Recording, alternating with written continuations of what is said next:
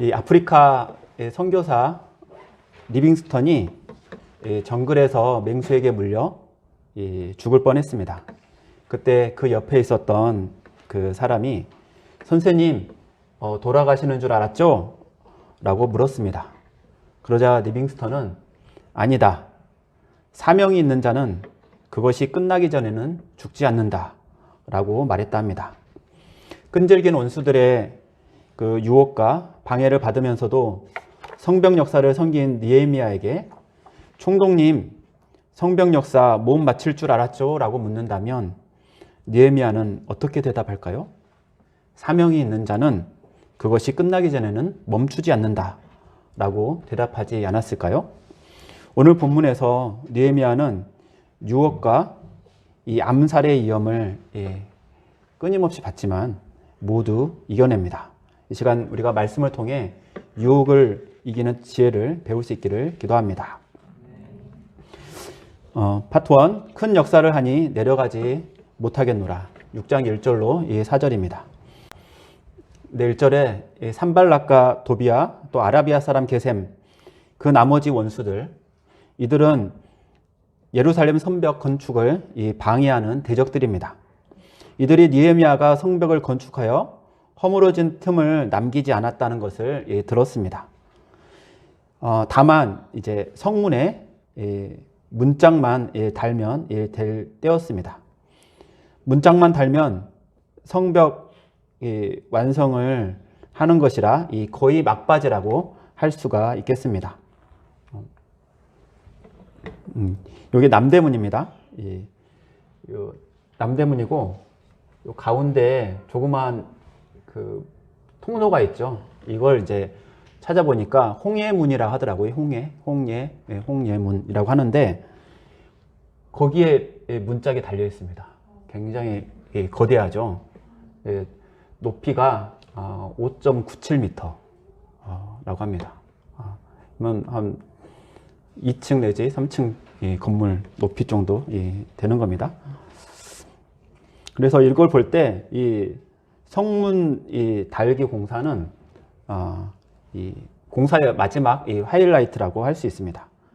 그냥 공사를 모르는 사람들이 보면 문짝 하나 다는 건데 이거 작은 일이지 않느냐 이렇게 생각할 수 있는데 결코 작은 일이 아닙니다. 큰 일입니다. 아무튼 이렇게 문짝만 달면 되었을 때 이 사마리아 총독 산발락과 아라비아 총독 게셈이 느헤미야에게 오라 오노 평지 한촌에서 서로 만나자 라고 하였습니다. 이는 느헤미야에게 총독과 총독으로서 정상회담을 하자는 것이었습니다. 오노 평지는 여기 예루살렘에서 서북쪽으로 약 40km 정도 떨어진 곳인데 사마리아와 아수돗 중간 지점에 위치하고 있습니다. 그래서 중립 지역으로 정상회담을 하기에 좋은 장소였습니다. 이들의 정상회담 제안은 느헤미야 입장에서 매우 뿌리치기 힘든 유혹이었습니다. 회담 제안 자체가 느헤미야가 하는 일을 사사건건 방해했던 이 두 총독들이 느헤미야를 총독으로 인정해 준 것이라 할 수 있기 때문입니다. 이 정상회담을 하면 이런 의전을 하게 됩니다. 열렬히 이 꽃을 흔들면서 환영해주고 군대 그 의장대가 이렇게 서열을 합니다. 저기를 걷는 이 기분이 어떠겠습니까? 굉장히 뿌듯하고 업이 될 것 같습니다. 그리고 왼쪽 아래는 이 만찬입니다. 김대중 대통령, 노무현 대통령, 문재인 대통령 이 정상회담을 했었는데 그때 그 만찬입니다.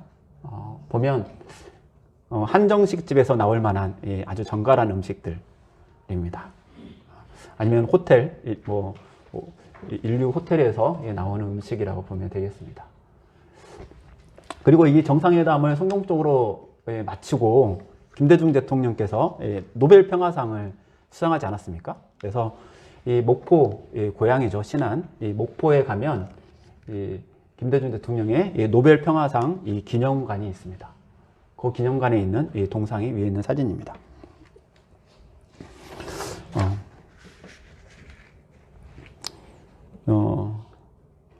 이렇게 이 정상회담은 이 평화회담입니다. 그러기에 이 회담만 성공시키면 성벽 공사 이후에 평화를 보장받을 수도 있었을 것입니다. 어쩌면 또 상시 분쟁 지역의 갈등을 해소한 공로로 노벨 평화상을 공동 수상할 수 있었을 것입니다. 이 달콤한 유혹을 느헤미야는 거절합니다. 그런데 그 이유가 놀랍습니다. 여러분이 대통령이라고 한번 가정을 한번 해봅시다. 북한의 김정은이 제3시대에 싱가포르에서 남북 정상회담을 합시다 라고 제안을 했는데 중지할 수 없는 큰 역사, 성문에 문짝 따는 일이 있어서 못하겠습니다 라고 거절할 수 있겠습니까?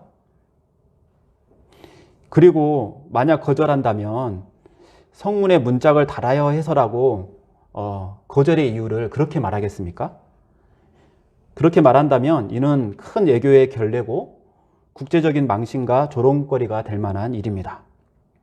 또 느헤미야의 그 개인적인 명예, 정치적인 입지를 생각해 보더라도 거절보다 수용하는 것이 느헤미야에게는 이익이었습니다. 그럼에도 불구하고 느헤미야가 거절한 이유는 첫째, 그들의 속셈이 느헤미야를 불러내어 죽이려는 것임을 알았기 때문입니다. 그리고 둘째, 이 성벽 건축이 느헤미야가 페르시아에서 예루살렘으로 온 이유이기 때문입니다. 느헤미야는 총독을 하기 위해서 예루살렘에 오지 않았습니다. 그는 지난주 말씀에서도 배운 것처럼 엄청난 부자였습니다. 페르시아 왕의 총애를 받은 술 간원장이었습니다. 허허벌판 예루살렘에 와서 사방으로 둘러싸여 있는 원수들의 조롱과 모욕을 받으면서 사는 것보다 페르시아에 남아서 편안한 삶을 살 수 있는 사람이었습니다. 그런데 그는 기도하는 가운데 무너진 예루살렘 성벽의 재건이 하나님이 자기에게 주신 사명임을 깨달았습니다. 그리고 왕에게 은혜를 얻고 예루살렘 총독으로 오게 됐습니다. 느헤미야는 그 사명 때문에 예루살렘으로 왔고 그 사명 때문에 어떤 유혹에도 성벽 공사를 멈추지 않았습니다.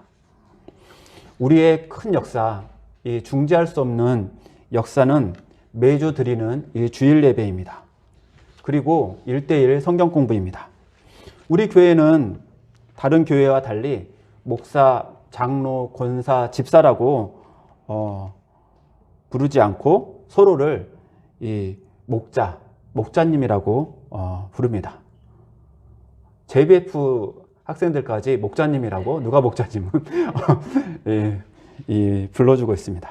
이는 단순한 호칭이 아니라 우리의 부르심이요, 이 사명이요, 정체성입니다. 그래서 우리 목자님들은 어찌하든지 양을 치고자 합니다.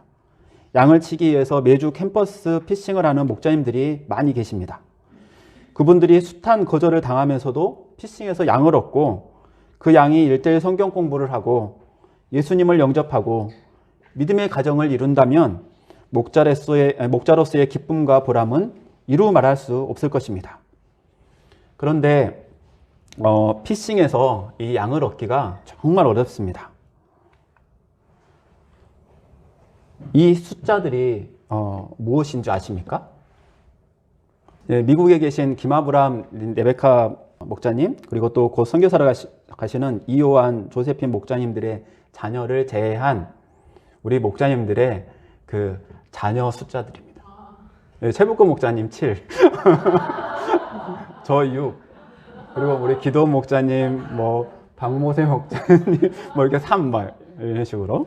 또 백루가 목자님, 그리고 다니엘 목자님까지 해서 이 숫자입니다. 이 자녀는 우리의 양들입니다. 우리의 양들의 숫자가 제가 세어보니까 36명, 36명입니다. 12가정에 36을 나누면 3명이더라고요. 평균 3명. 얼마나 많습니까? 캠퍼스에서 피싱해서 양을 얻기는 정말 어렵지만 우리의 자녀들, 준비된 우리의 양들이 이렇게나 많습니다. 저희 집 아이들 니부가 믿음 이 사랑이도 이제 목자를 찾고 있는 이 준비된 이 양들입니다. 우리 모든 목자님들이 준비된 우리 자녀들을 양들로 얻고 1:1 성경 공부를 섬겨줄 수 있기를 기도합니다. 네, 4절을 보십시오. 이 산발락과 게셈이 4번이나 다시 초청을 했습니다. 한 번 거절당했는데 거기서 그치지 않고 4번이나 똑같은 초청을 한 겁니다. 이 끈질긴 이 유혹입니다. 이 삼고초려 잘 아시죠? 이 초가집을 3번 방문한다 라는 뜻인데 유비가 제갈량을 얻기 위해서 3번을 찾아간 것을 의미합니다. 이는 뛰어난 인재를 얻으려면 참을성 있게 이 정성을 다해야 된다는 이 말입니다. 산발락과 게셈은 느헤미야를 불러내기 위해서 4번이나 초청했으니 제갈량을 얻기 위해서 3번을 방문한 유비보다 더 지극정성이었습니다. 이들이 이렇게까지 한 이유는 사람은 한두 번 거절하지만 이 3번, 4번 거절을 잘 못한다는 것을 그들이 알고 있기 때문입니다. 이렇듯 유혹은 절대로 한 번으로 끝나지 않습니다. 유혹은 끈질깁니다. 그러므로 결코 한 번 유혹을 이겨냈다고 방심해서는 안 됩니다. 느헤미야는 꼭 같은 말로 4번 거절함으로 그들의 제안을 수용할 의사가 1도 없음을 명확하게 하였습니다. 파트 2, 내 마음에서 재어낸 것이라 6장 5절로 이 9절입니다. 5절로 9절을 보십시오. 이 산발락이 5번째 편지를 느헤미야에게 보냈는데 봉하지 않는 채로 보냈습니다. 그는 일부러 봉하지 않은 편지를 보내서 편지 내용이 유출되도록 하였습니다. 그 편지의 내용은 느헤미야가 성벽을 건축하려는 이유가 왕이 되어 모반하려는 것이라는 소문이 있다. 이 소문은 반드시 페르시아 왕에게 들릴 것인데 그러면 반역죄로 죽임을 당하지 않겠느냐. 그러니 우리 만나서 서로 의논하자라는 것이었습니다. 여기서 성벽을 건축하려는 이유가 왕이 되어 모발하려는 것이다 라는 말은 사실이 아니고 산발락이 마음에서 바라는 바 느헤미야가 죽임을 당하면 좋겠다 그런 마음을 그냥 지어낸 말이었습니다. 요즘에 뇌피셜 말이 되게 유행하는데 이 뇌피셜을 주의해야 됩니다. 어떤 객관적인 정보나 혹은 공식적인 입장 발표가 출처인 것이 아니라 그냥 글을 작성한 사람 또는 그 말을 하는 사람의 개인적인 의견이라는 뜻입니다. 이게 이제 공식적이라는 단어, 영어 오피셜하고 이 사람의 뇌를 이렇게 이제 합쳐서 그냥 뇌피셜 이렇게 부릅니다. 제가 이 뇌피셜 사례를 검색해 보니까 뭐 개발 제한 구역 투자해도 될까? 뇌피셜. 땡땡땡땡 코인 시세 전망 10배 가는 시나리오 뇌피셜. 어떻게 하면 유튜브 구독자 조회수를 늘릴 수 있을까? 뇌피셜과 같이 주로 부동산, 주식, 뭐 코인, 뭐 이런 투자 같은 이 돈과 관련해서 이 사람을 현혹시키는 이 글들이 많았습니다. 그리고 성경 관련 이 뇌피셜도 굉장히 많습니다. 성경은 우리의 구원과 관련된 것인데 이런 뇌피셜에 혹해서는 안 되겠습니다. 이런 뇌피셜이 유행이다 보니까 이 대화 중에도 또 사람들과 이야기하다가 이거 뇌피셜인데 하면서 헛소문을 퍼뜨리고 이 모함하는 경우가 많습니다. 그 때문에 피해를 본 사람은 엄청난 이 고통을 겪을 수밖에 없습니다. 그래서 그 피해자가 뭐라고 하면 그거 뇌피셜이었는데 점점점 이렇게 하고 맙니다. 우리 사이에 이런 뇌피셜, 이 가짜 뉴스가 근절되었으면 좋겠습니다. 그리고 이 뇌피셜 가짜 뉴스에 현혹되지 않기를 기도합니다. 뇌피소를 이 빙자한 이 산발락에 봉하지 않은 이 편지 모함을 느헤미야는 어떻게 대처합니까? 그는 길게 변명하거나 해명하기 위해서 그를 만나러 가지 않았습니다. 그냥 간단 명료하게 네가 말한 그런 일은 없는 일이고 그건 다 네가 지어낸 말이다 라고 말하고 제안을 거절하였습니다. 이는 느헤미야가 산발락이 이렇게까지 하는 이유를 알고 있었기 때문입니다. 교사 못해 먹겠다. 요즘 교사가 너무 힘드니까 이런 책도 있더라고요. 못해 먹겠다. 느헤미야한테 못해 먹겠다 이 말을 나오게끔 하려고 한 것입니다. 못해 먹겠다 이렇게 만들고 싶은 것이 느헤미야를 모함하는 이유입니다. 느헤미야와 백성들을 계속해서 괴롭히고 피곤하게 해서 성벽공사 더 이상 못해 먹겠다 라고 포기하게 만들기 위함입니다. 그래서 느헤미야가 기도합니다. 하나님이여 이제 내 손을 힘있게 하옵소서. 이는 끝까지 성벽공사를 마칠 수 있게 힘을 주옵소서라는 이 기도입니다. 파트 3 나는 들어가지 않겠노라 6장 10절로 14절입니다. 느헤미야를 불러내서 죽이려는 이 대적들의 계획은 이와 같이 모두 실패하였습니다.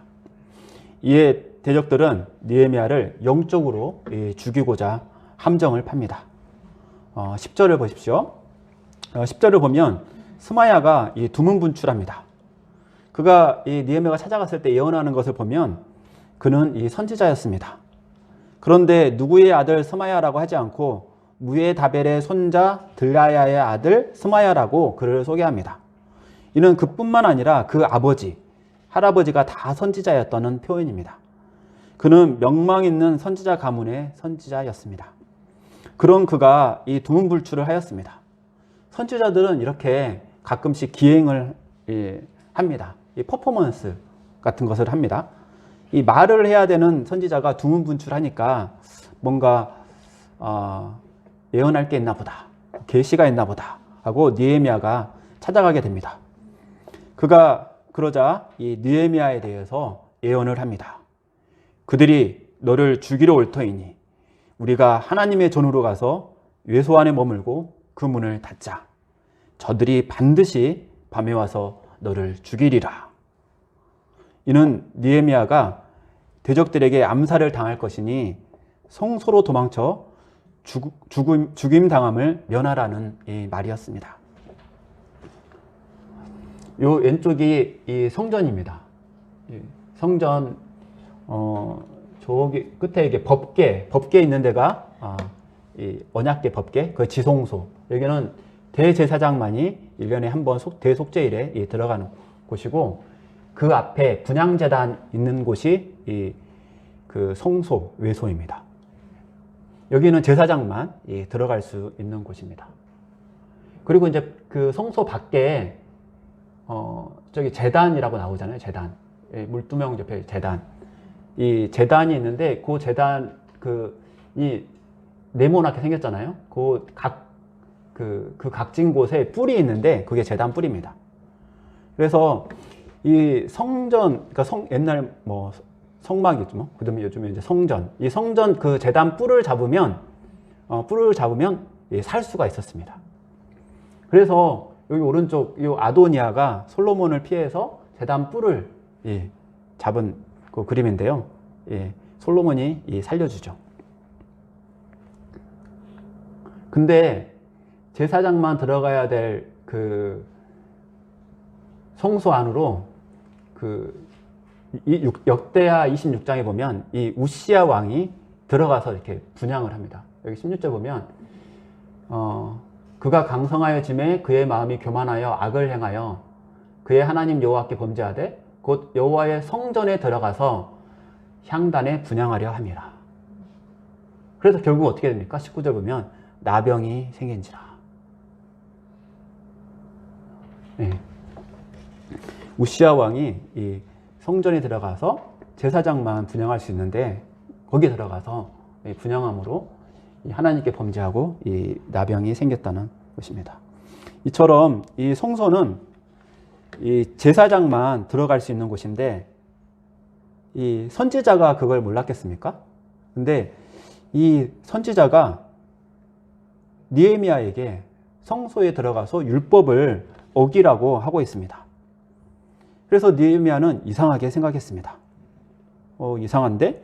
그리고 거절합니다. 나 같은 자가 어찌 도망하며 나 같은 몸이면 누가 외소에 들어가서 생명을 보존하겠느냐. 나는 들어가지 않겠노라. 이 말은 유다 총독으로서 암살을 당할지언정 구차하게 나 살겠다고 도망하지 않겠다는 것이고, 또 제사장이 아닌 내가 하나님의 정하신 선을 넘어서 어찌 성소에 들어갈 수 있느냐. 나는 결코 그렇게 하지 않겠다는 것입니다. 느헤미야는 자기 생명보다 하나님의 영적 질서를 훨씬 크게 생각했습니다. 그리고 느헤미야가 스마야가 이런 예언을 한 이유를 깨달았는데 도비아와 산발락에서 많은 뇌물을 받았기 때문이라는 것을 깨닫게 됩니다. 명망 있는 선지자라도 이와 같이 돈의 유혹에 쉽게 넘어갈 수가 있습니다. 그는 뇌물을 받아먹고 거짓 예언을 해서 느헤미야가 하나님께 범죄하게 만들고 비방을 당하게 하는 공작에 쓰이는 도구로 전락하고 말았습니다. 14절을 보면 스마야 선지자뿐 아니라 여선지 노아야다와 그의 다른 선지자들도 도비아와 산발락에게 뇌물을 받고 느헤미야의 대적자가 되었습니다.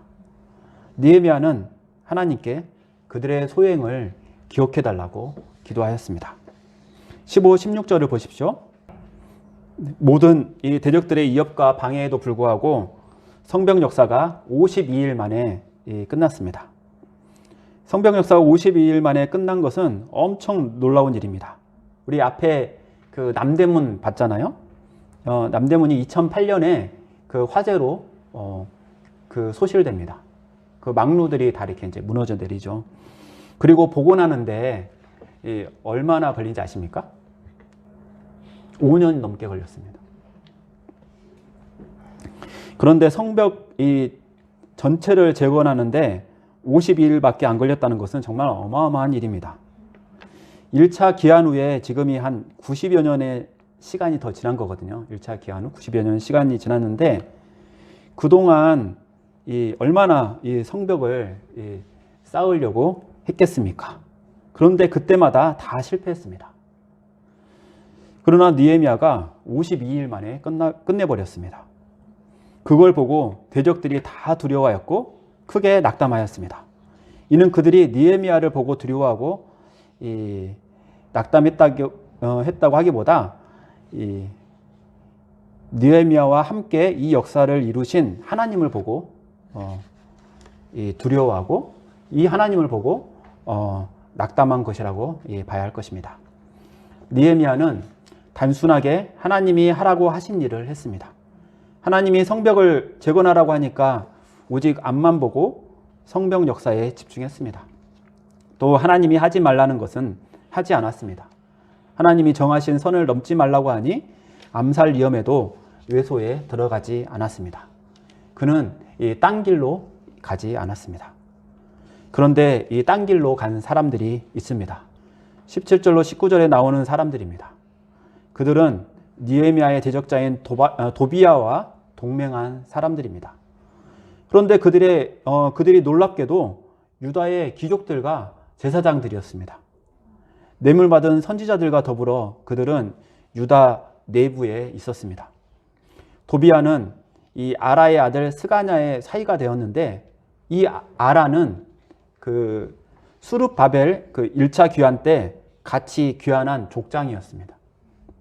그리고 이 도비아의 아들 요아난은 이 무슬람의 딸과 결혼을 했는데 이 무슬람은 이 느헤미야 성벽 건축 때 두 구역 이렇게 구역을 맡아서 했잖아요. 이 두 구역을 담당했던 제사장이었습니다. 도비아는 선지자들을 뇌물로 매수한 것처럼 이 유다 귀족들과 제사장들에게도 많은 뇌물을 주었을 것입니다. 그래서 그 돈을 받은 사람들은 도비아가 선행을 베푸는 좋은 사람이라고 소문을 냈고 도비아에게 느헤미야의 정보를 전달하는 자가 되었습니다. 이로 인해 도비아는 느헤미야에게 여러 번 편지를 보내며 두렵게 하고자 하였습니다. 7장 말씀은 메시지 제가 본문을 나중에 올릴 텐데요. 그걸 참고를 해주시기 바랍니다. 저는 요즘 그 회사 합병 때문에 스트레스가 많았습니다. 지금 다니고 있는 회사에서는 알림통 영업을 저 혼자 했는데 이 합병하는 회사는 이 알림통 영업하는 사람이 10명이나 되었습니다.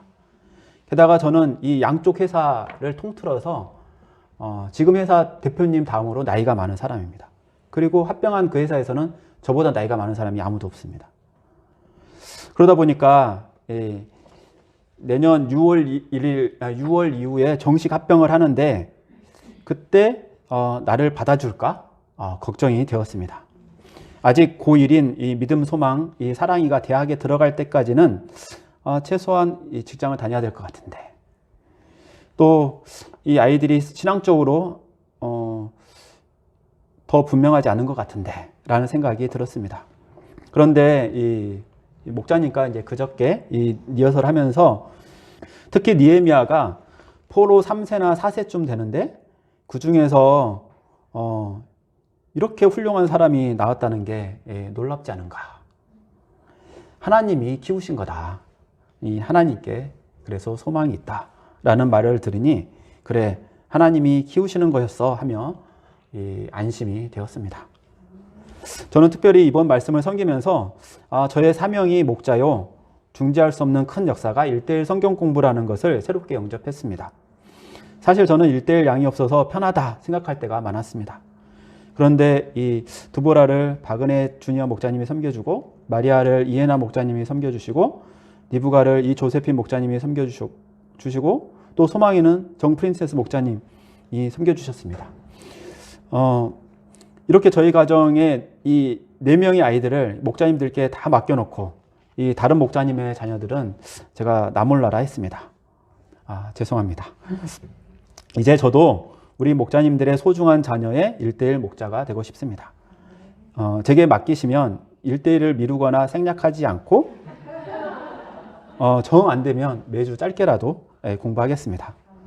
제가 딸만 키워봐서 아들 키우는 법을 모르지만 그래도 보내주시면 잘 키워보겠습니다. 제가 이 부족하게 섬기더라도 하나님이 키우시면 그 아이가 느헤미야처럼 될지 어찌 알겠습니까? 그러니 잘 부탁드립니다.